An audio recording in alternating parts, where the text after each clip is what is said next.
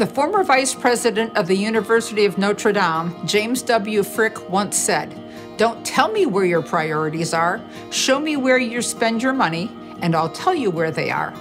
Hello, my name is Irene Dickinson, serving as the president of the Conference Council on Finance and Administration. And I would like to welcome you to Mission in Motion, a three-part video series discussing the ins and outs of the 2024 Eastern Pennsylvania budget legislation. In this first video, I will be providing an overview of the 2024 Eastern Pennsylvania Conference Consolidated Budget. Our hope is that after watching this video, you will have a better understanding of what is supposed to go into a conference budget, why we are moving to a consolidated budget, and why it matters. So firstly, what goes into the budget? Like any other budget, our budget consists of income and expenses. There are three primary categories for expenses: clergy support and personnel, benevolences, previously called missions and ministry, and administration. Our income, on the other hand, is made up of different streams.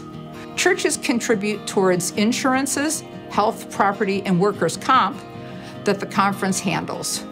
We also receive pensions to support clergy in retirement. There's income from the use of our camp and retreat ministries facilities, from conference program and event registrations, and from church apportionments, which are calculated based on a church's specific financial circumstances. We calculate church apportionments using the 3-year average of adjusted gross total paid, with a poverty adjustment for certain churches in lower income areas.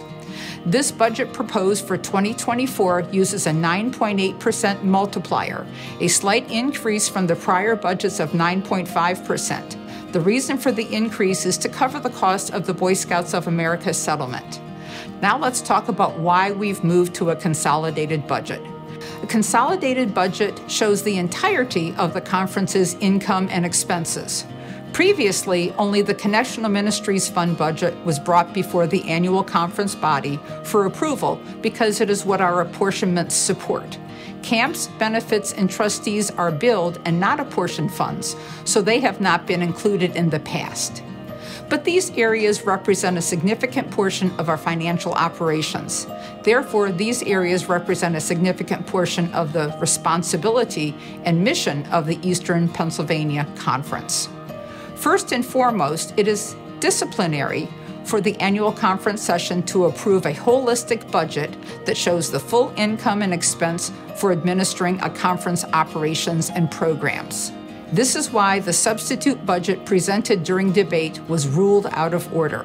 That substitute budget reverted back to the older model, proposing only one portion of the conference budget, the Connectional Ministries portion.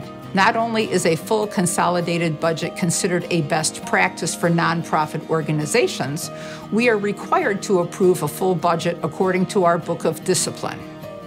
Some were asking, will this mean fewer people overseeing and managing the budget? By no means, in fact, quite the opposite.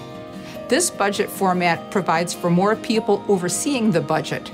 Firstly, each area will have a manager who will have the ability to oversee their own area, make appropriate changes as needed, and ensure that they are staying within their budgetary boundaries. And secondly, the full budget belongs to you, the conference, and not to a particular agency or group. By showing the budget in this format, we are able to see all the finances in full transparency with nothing hidden. My prayer is that through this consolidated budget, we can move beyond only telling each other what our priorities are to actually seeing the full picture of the income and expenses of the annual conference, and together in holy conferencing each year, seeing where we've been and where God is taking us next.